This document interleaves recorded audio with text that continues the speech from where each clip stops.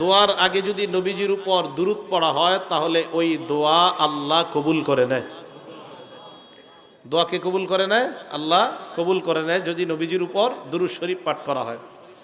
তিরমিজি শরীফ হাদিস number 3477 number হাদিস, 3477 number হাদিস।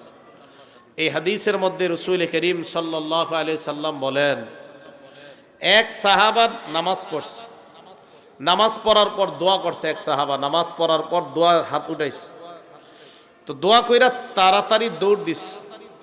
নবীজি সাল্লাল্লাহু আলাইহি ওয়াসাল্লাম বলেন, আজিলা হাজা, এই ব্যক্তি তাড়াহুড়া করে ফেলছে। তাড়াহুড়া করার অর্থ হলো এই ব্যক্তি দোয়া করেছে কিন্তু দোয়ার মধ্যে তাড়াহুড়া করে ফেলেছে। এই ব্যক্তি দোয়া করতে পারে নাই, কারণ ব্যক্তিটা আমার উপর দুরূদ শরীফ পাঠ করে নাই।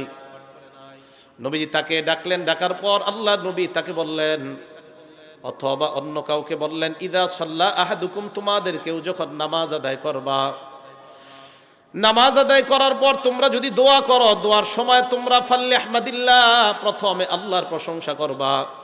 প্রথমে প্রশংসা আল্লাহর, এরপরে দুরূদ, শেষে আবার প্রশংসা, আগে দুরূদ। মাঝে যত পারেন দোয়া করবেন, 5টা আঙ্গুল মিলান। এই যে দেখেন আল্লাহর প্রশংসা, দুরূদ, এটা হলো দোয়া, যত পারেন দোয়া। এই আবার দুরূদ, আবার প্রশংসা, এইভাবে দোয়া শেষ করবেন, আল্লাহ দোয়া কবুল করবেন।